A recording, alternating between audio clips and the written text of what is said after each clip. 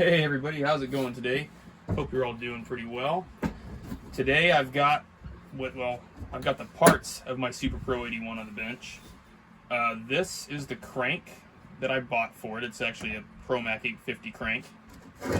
Here's the Super Pro 81 crank, and if you remember in one of my previous videos, you can see where the keyway is busted off on it. So that's why I got a new crank. I've already got the ignition situation figured out, but I went ahead and put the piston on. I tried to clean it up the best I could. I probably can clean it a little better later, but I've got the needle bearings all assembled. I used grease to do that. And it's a pretty easy process. I mean, if you've never done it before, there are other YouTubers that'll have videos out there on how to put these needle bearings in. It's once you've done it the first time, it's pretty easy after that. And I'll just use this piston as an example. So what you do is you put a little bit of grease here on the bottom side. You drop your needles in, you stick the crank on it, and then you can put a little grease on the crank, drop the needles on top, stick the cap on. Pretty easy. So that's all there is to putting the rod on the crank on these clamshell Macs. On the mono block or the big block Macs, also known as the cart saw Macs, they it's a little bit more involved doing it that way. You got to use grease on the needles and kind of, kind of have the cap on, or one bolt in the cap and start dropping needles in. It's a little more complicated, but these ones are actually super easy to assemble. Not much to it. So what I'm going to do is I need to lap the clutch onto this crank, because this clutch was originally mated to this one. So I need to get some lapping compound, and basically what we'll do is well, I got that on backwards. There you go. Now it's on right.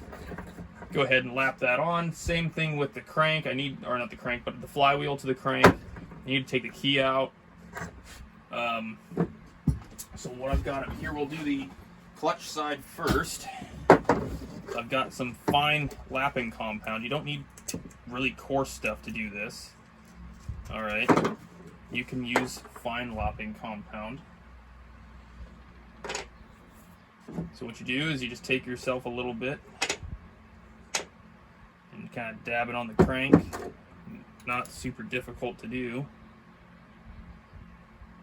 Don't need a whole lot either. So put that on there.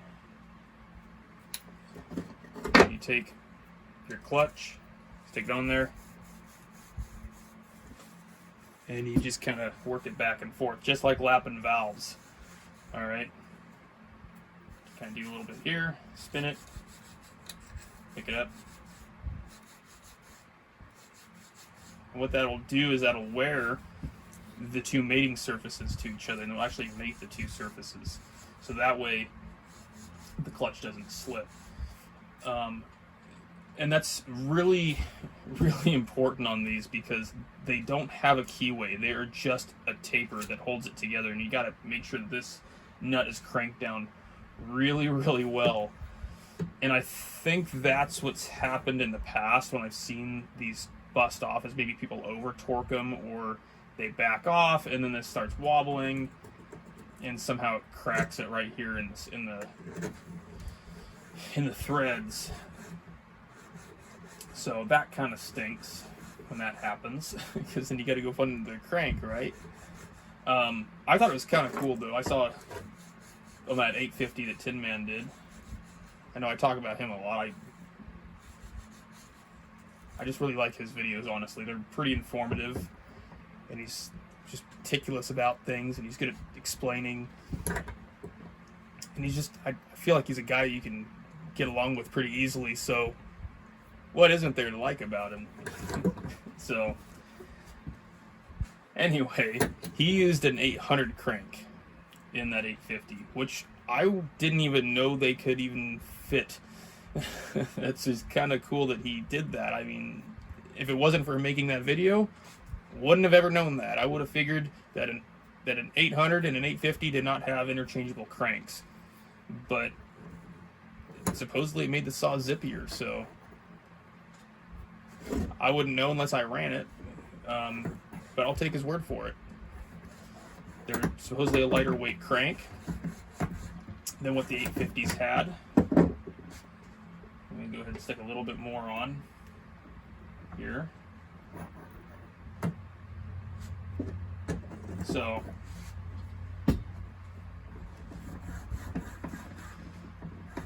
that was something I considered trying to find, was an 800 crank, just so I could compare the 850 flywheel weight, or not flywheel weight, but the counterweights to that.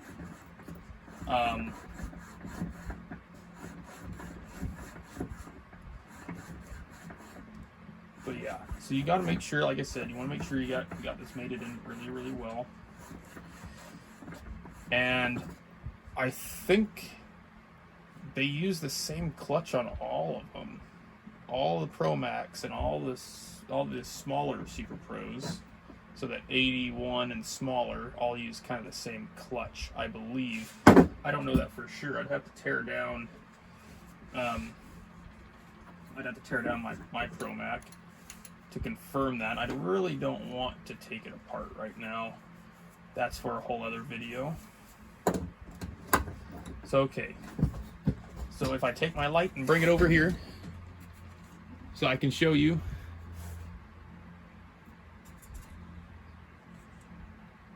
All right, you see how it's got this nice wide band on it? You see that dull spot?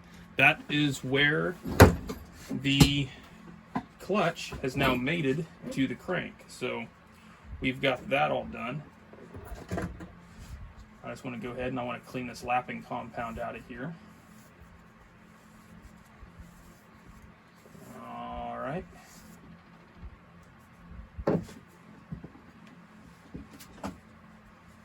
I'll tell you what, it's so nice having an actual like big workbench that you can spread out all your parts on. So you don't have to worry too much about getting things lost. I guess it's still technically an issue, but a nice clean workbench, I've always liked that. So the first part that goes on with this clutch assembly, this is technically an aftermarket clutch drum. I cleaned it up the best I could. It's an organ part. So it has been replaced at some point in this saw's life.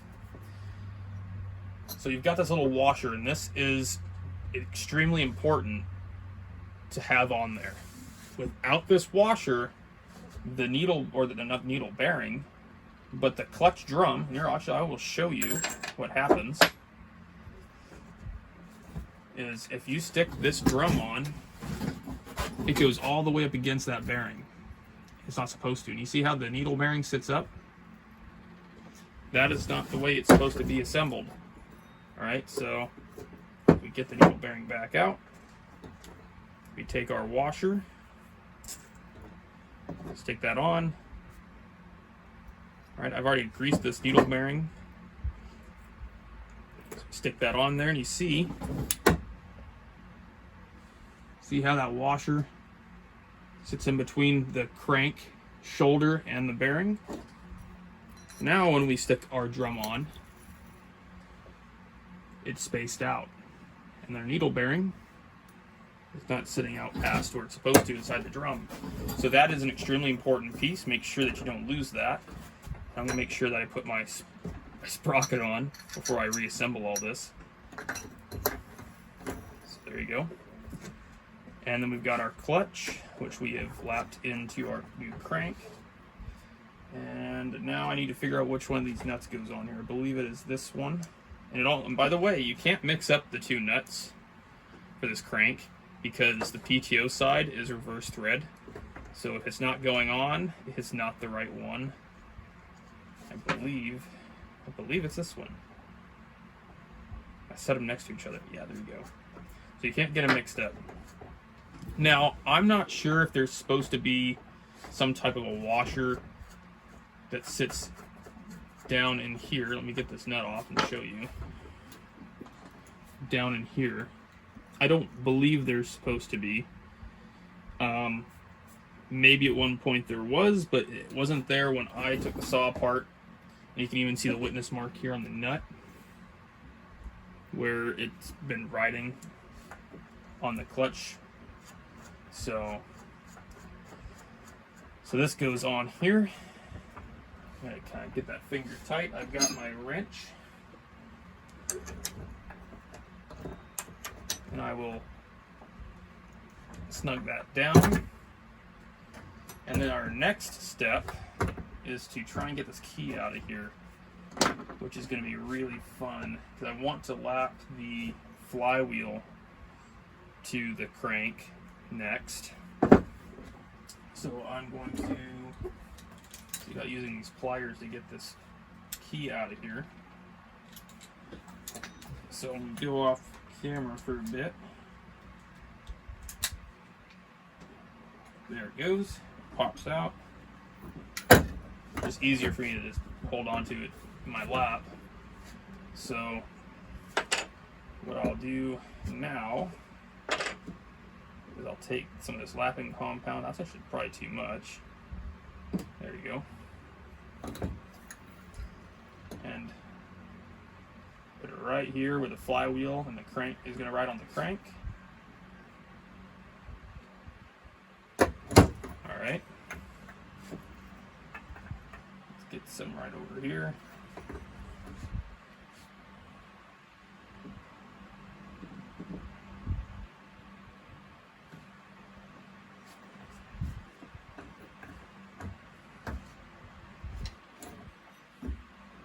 Alright. Gotta make sure these ears are spread, so that way it doesn't interfere with what we're doing.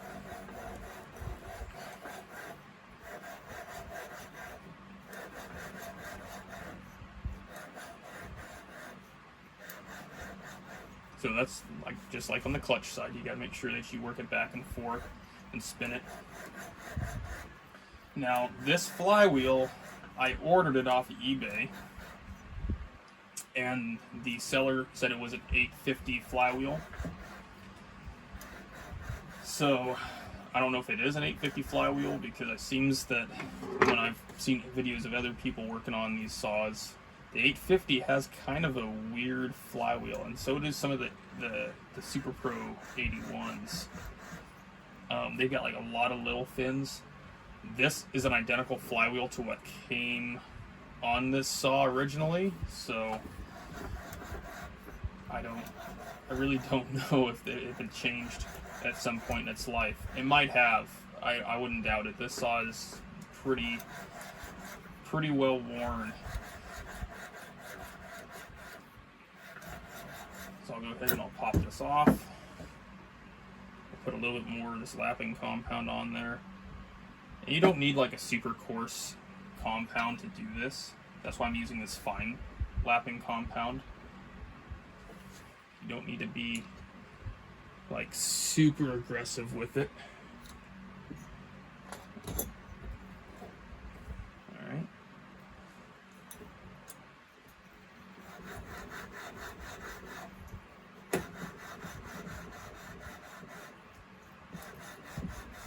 Just want to make sure that's good and lapped in.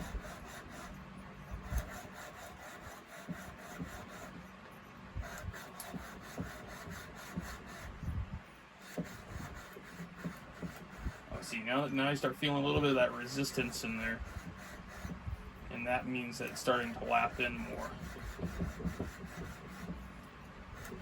just like when you're doing a valve. Okay. Yeah, you'll feel it too. You'll feel the difference when it laps in. You'll feel a lot more resistance. So that I'm going to call done. All right. So what I'll do I'll go ahead and we'll clean this crank off.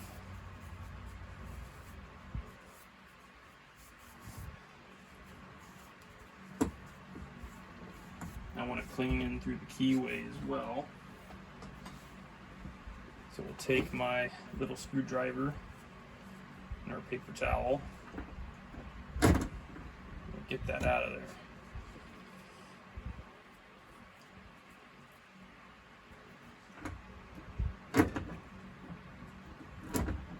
Yeah, there you go.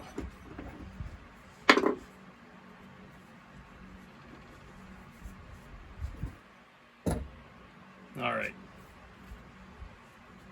Then we'll go ahead and clean out the inside of the flywheel here. Like I said, I just wanted to make sure that these are mated to each other because this flywheel and this crank did not come from the same 850. I'm fairly certain. And I know that clutch did not come from the same saw, so we want to make sure that they're all going to jive together. And it's really important on the clutch side. This side, like the flywheel side, is not as important because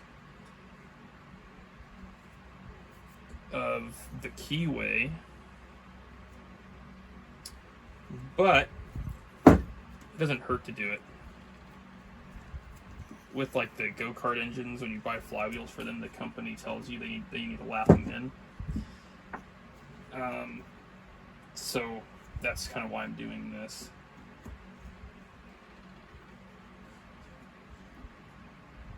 I haven't really worked on those karts and the kart engines in a long time because I've always gotten caught up, or I have been caught up in these saws.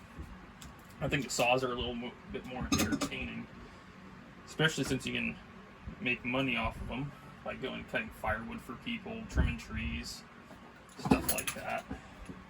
A little more useful, just as much fun. All right, I think I got that keyway. Yep, okay, it's seated.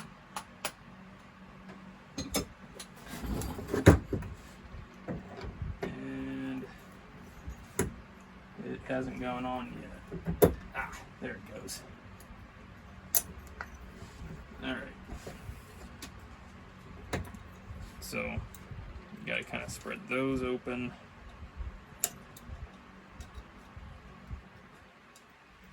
Get the nut started on there. Find the socket. Here it is.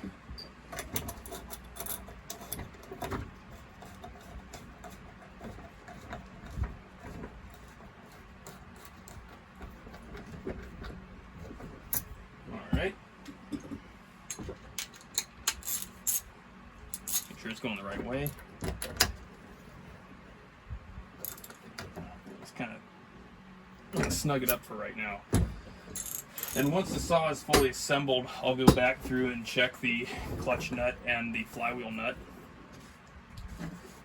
because I don't want it to come apart after I've got it running. So, but I need to have it all assembled in order so I can use kind of like a piston stop, and I can really tighten these down to where they need to be. Now that I have this assembled, we're going to talk about the second subject, and that is the cylinder. This cylinder has got one major issue, and it's not the chrome flaking off, it's actually pitting. It has a little bit of pitting inside here. So I'm going to go ahead and get you guys down, and I will bring you over here, and I'm going to show you where it's at. Alright. Okay, you see that? Right there above the exhaust port. See if I can hold this and get my pointer. Alright, so right in here there's all this deep pitting. And if we look on this side, you'll see that it almost goes all the way up to the top of the cylinder. It's about half, it stops about halfway in between the quench band and the top, or the roof of the exhaust port. So what does that mean? Well, it needs to be bored. That's definite. So the cylinder needs to be bored, but the second thing that I need to consider is, do I have it plated or do I sleeve it? There is technically enough room in these cylinders to sleeve them. If we look right in here, see that lip? Look down upon it, you'll see there is enough room there technically to bore this and sleeve it. The biggest trick of all is coming back through after you've sleeved it and getting your transfer ports cut in there. So what do? Do I just go ahead and get a sleeve made that only goes about halfway around or something? You know what I mean? Like, the sleeve does not come all the way around here. It only goes about from here down, down. So it captures the skirt of the piston and leaves room for these windows in the piston to allow the transfers to flow. Or do I go ahead and make it full, basically like a full circle, where it comes all the way around and then the transfers are just left in the original spot? Because what I really want to do with this is I wanted to take these transfers and I wanted to cut this section out right in here, kind of lower it, so it gives a much straighter shot from the crankcase into the transfer, so it's not so much of an arch. Because if we look at them, I mean, they're not horrible, but it is kind of a weird flow pattern. It has to kind of go in almost 90 degrees, go up the transfer, and then hit the roof, which is not quite 90 degrees, but you're still having, sorry about that, having kind of a weird flow pattern. So I have to make a decision. Do I bore it, sleeve it, or do I have it re-chromed? Which they're still going to probably have to bore it to chrome it as well. So if you guys have any input on that, feel free to drop a comment. I've actually, from the very beginning when I bought this saw, I tore it apart. I had a feeling that that stinking cylinder was going to have something wrong with it. Flaky chrome, something. And I was planning on maybe boring it and sleeving it. So that was kind of an old idea of sleeving these, because back in the day when the chrome flaked off of them, they just replaced the cylinders. I don't think they started sleeving these saws until probably the 90s, late 90s, early 2000s, thereabout. There are guys that have done it, so I know it's possible. So, but anyway, that's all I've got for today. I don't have anything else other than just reassembling this. I do need to do some work to the tank. Go ahead and push the cylinder over. From the top side, this tank looks beautiful, until you kind of see all those dang holes in it. So, yeah.